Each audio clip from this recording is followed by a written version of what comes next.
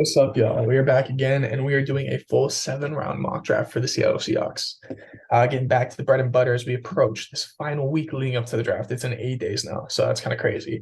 Been doing stuff throughout this whole process the last month and a half or so, trying to build up, get some different mock draft hypotheticals, different ideas, and we're really starting to shape in what we like, what we don't like here for the draft. And I've had a lot of changes in opinions. I've seen gone up on players, I've gone down on other players, but I really think that we're starting to shape up a good board, a good concept of what we like.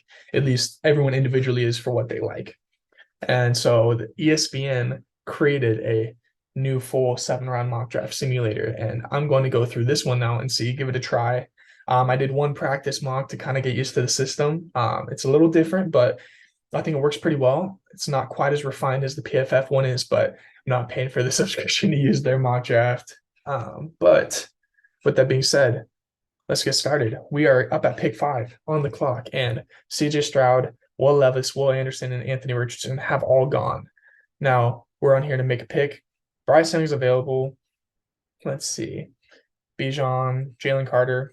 I don't take any of these guys. Bryce Young's a player that, hypothetically, if he did actually make it here, I would actually consider, if I'm being honest, similarly to Anthony Richardson or CJ Stroud. I think it's worth a consideration, but I don't think that I don't necessarily think our front office would do that. Maybe I don't know. Maybe they take him, but I don't think he gets here. There's like a 2% chance, maybe. I think it's way less than a 5% chance. So I'm not going to represent that in the whole mock draft because that just throws off everything we do. Jalen Carter, though, I think there's a solid chance he's there, and I think he fills a massive need in that interior D line and helps that rotation greatly. Greatly helps that rotation. We can see the picks rolling through. Peter Skronsky off the board, Nolan Smith off the board, and see the rankings here. I like ESPN's rankings pretty good, actually. Their big board overall is pretty solid, in my opinion. But anyway, they have Dalton Kincaid, Hyde, Darnell Wright, Jackson Smith, and Jigba here at 20. That's a great value pick, actually. We're at pick 20, and Jackson Smith and Jigba is available. I don't think that's realistic either, or else I would do that. I do like other things. Let's see. Who's actually all gone? Who's all gone? Since then, we've had a pick 14 Broderick Jones. Zay Flowers went. That's a bummer. I was targeting him for sure. Kalijah Kancey went to the Bucks. Let's see. Pick Deontay Banks is a guy I really like here. If I'm being honest, at corner, I don't necessarily know if he makes it here, but if he did, that'd be a good pick. For the sake of the exercise and for the simulator, I am gonna go Jackson Smith and Jigba because I do think that's a need. And if you don't think that's realistic, then just pretend it's Zay Flowers because that's a little more realistic. But that's all I'm getting at. I do like that pick quite a bit, quite a lot. We're going down to pick 37. We've addressed some interior defensive line needs with a blue chip prospect in Jalen Carter, and we've gotten a very good, arguably, in my opinion, the best receiver in this draft class in Jackson Smith and Jigba. And if not him, then I would have taken a guy like Zay Flowers, who went a couple picks earlier. But here we are at pick 37. Quentin Johnston falls all the way here, but we're not going to take him. We just got our receiver. We got a great wide receiver 3 setup, as well as Derek Young as a developmental wide receiver 4 who's big and athletic. We got a few good players here. Joe Tippmann's a guy that you'd like to consider potentially.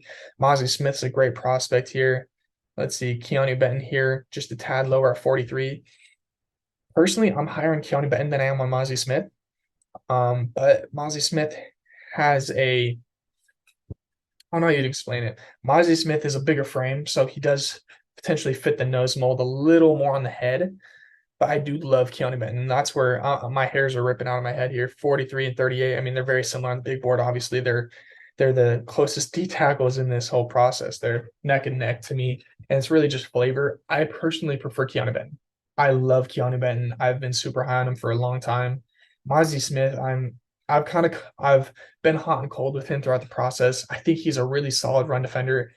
He might be the best pure run defender in this class, but I think what getting Keanu Benton does is it frees up. Not only is he a really, really, really good run defender, just like I'd say Mozzie Smith a slightly better run defender than him, but he's right there. But he has way more pass rush versatility, so I think he's the better overall prospect, and that's why I view that value there, as well as the fact since we already got a Jalen Carter, you got to realize we have Keanu Benton surrounded with a Jalen Carter and a Draymond Jones, as well as guys like Uchenna Nwosu on the edge over here, and either Darrell Taylor, Boye Mafia, and this other edge. He's got a good surrounding cast, and so he doesn't have to do it all on his own, which is Mozzie Smith is a guy that I think you target if you don't have any of these other weapons in place that I just mentioned. But since we got Jalen Carter, we're surrounding him with beef that guys that are also really good against the run. And so I like the pick of getting him there because he's still good against the run and also adds that pass rush versatility and adds more overall value. That's my take there. But I could totally respect people who want Mozzie Smith at that pick. That's just how I view it. So do with that as you will. Mozzie Smith is still available here. We're not going to double dip at nose this early in the draft, back-to-back picks. Also, I don't think he'd make it here.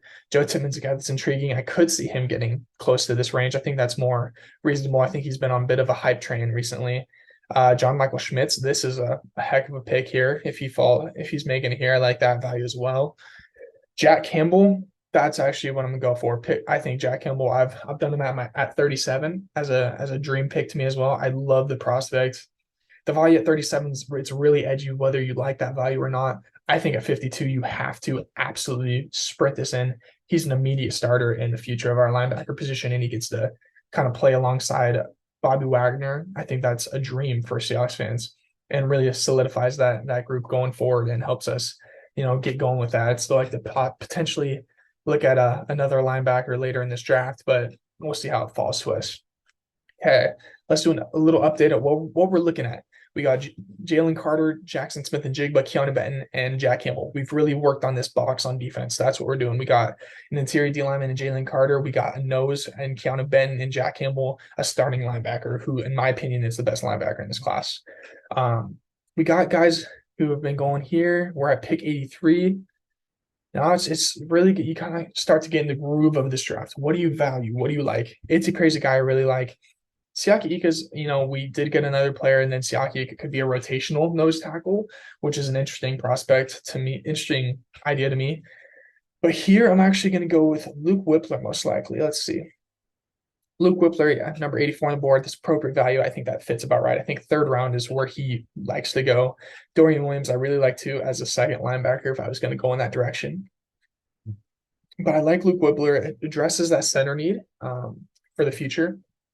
He's a very athletic, movable guy, and I think that's what you like for our scheme is he can get out and kind of stretch this zone scheme out and help us in that game, as well as, if you put a couple big guards next to him, which is what we like to do.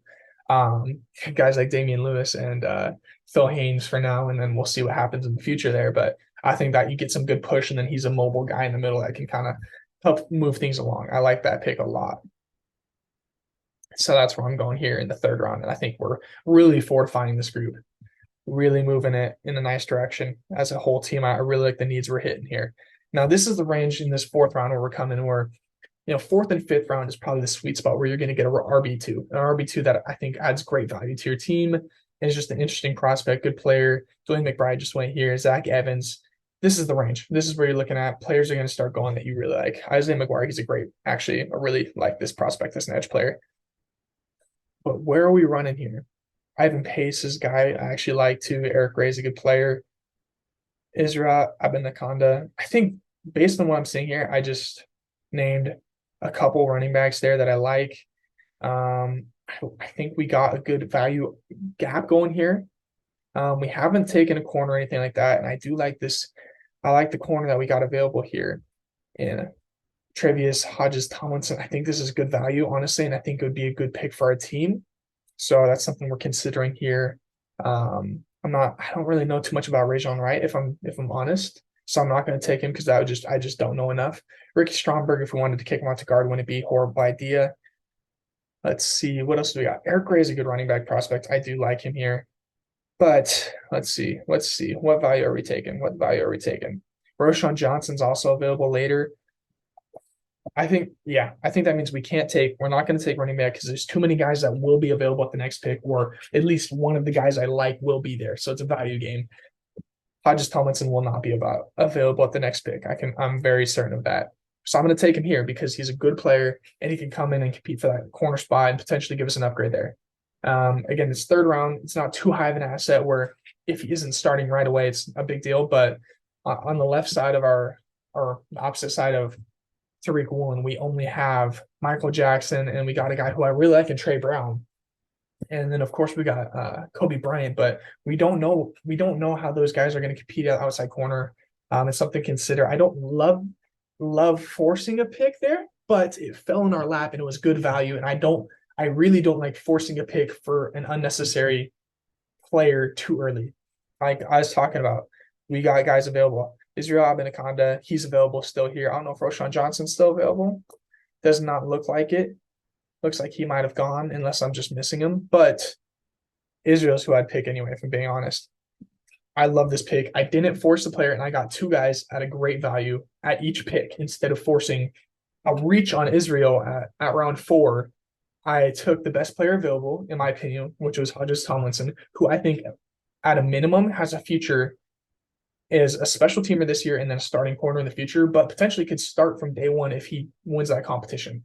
And so I think you pick the best player and you go from there. And that's why I'm going in. We're still addressing needs and still getting good players. I love it. And there we had an opportunity to do that. We have DeMarvion Overshown. I think that's a good linebacker prospect. Ivan Pace, I like that as well for this team. What else do we like down here? Juice Scruggs, a good center prospect, but we got Luke Whippler, so we don't need that anymore. I think Overshown might be the pick here. Solidly well-rounded linebacker prospect that you're looking at getting now, and it could possibly actually be a starting linebacker in the future, but at a minimum is a depth piece for this year, can probably contribute on special teams.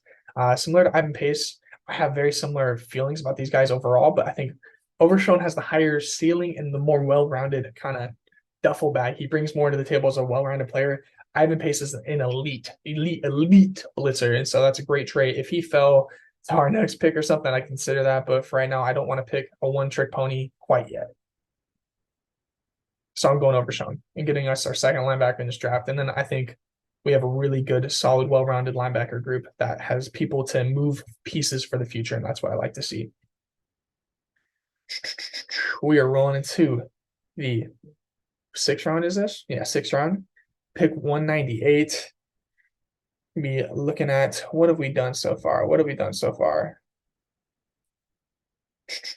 Okay, it's available here. So far, we have addressed D tackle, wide receiver, another interior D lineman, nose piece here. Jack Campbell got another linebacker here. We have done a great job of fixing up this defense and getting an offensive need here at wide receiver, as well as addressing our center needs. And he could also kick out to guard if we needed to for this year if we wanted to do that. But we got an RB2 as well. Got a developmental linebacker who could potentially develop into a starter in the future, but at a minimum is a good depth piece in the 5th round / special teams contributor. And we got a corner who can compete to start right away, but at a minimum has a future on our team as a starter most likely. And was simply the best player available. We got him in the 4th round. That's a steal. You do those kind of things when you get the best player available, you take it. Ricky Stromberg, good player there. Who we got available that really gets things going? Gerard Clark, that's who I'm taking here. Another nose tackle. I like how that worked out for us. That felt really well for us. He's a nose tackle. I think this is great value in the 6th round, if I'm being truthful. I love that player. He has a high upside to potentially be a starting caliber nose tackle, but right now that just gives us depth because Brian Monet isn't going to be playing for a good amount of the year, if at all, and he could also just get cut. He's not a great player.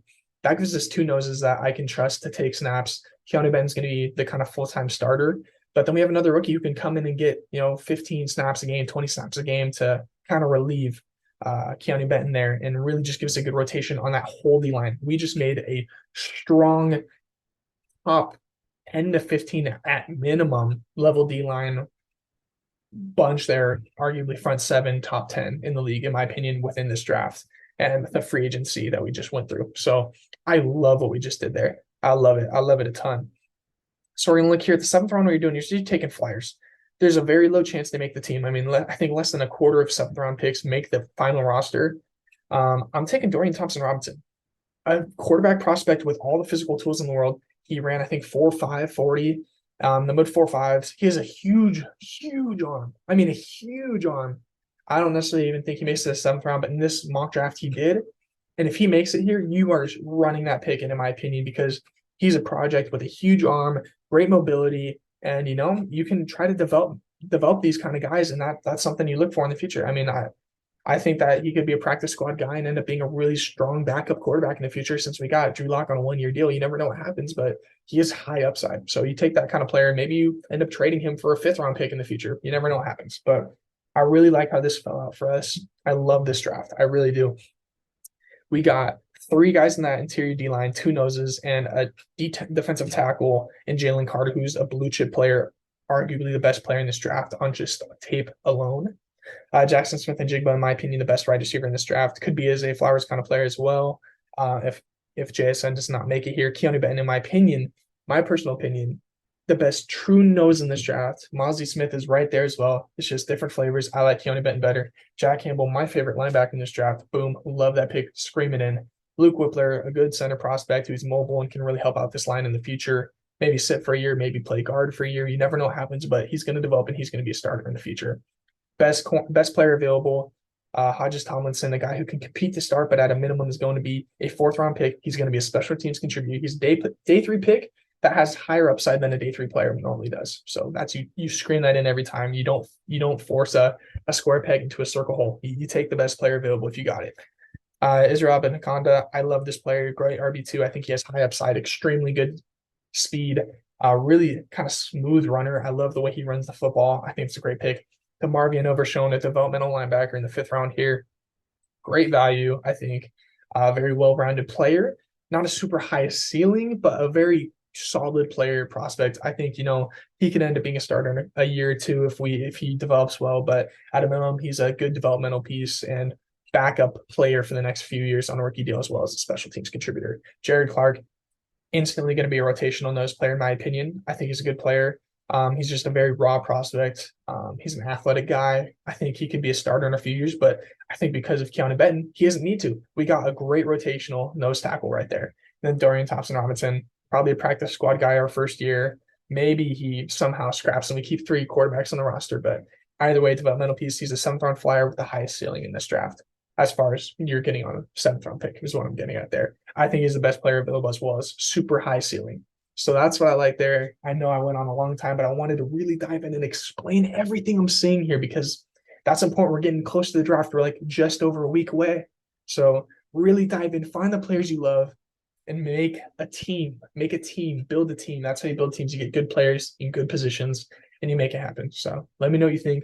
Like and subscribe if you're a Seahawks fan, if you're a fan of the NFL, if you just like checking out mock drafts and talking football. Check it out. We got other videos. We got positional rankings, like tier list type stuff. We're working on all sorts of things. I got a full round mock draft where I go through every team's pick in the first round. We're really moving around. We're trying to build something here. So let me know what you think in the comments, like and subscribe. And I'll see you guys later. Peace.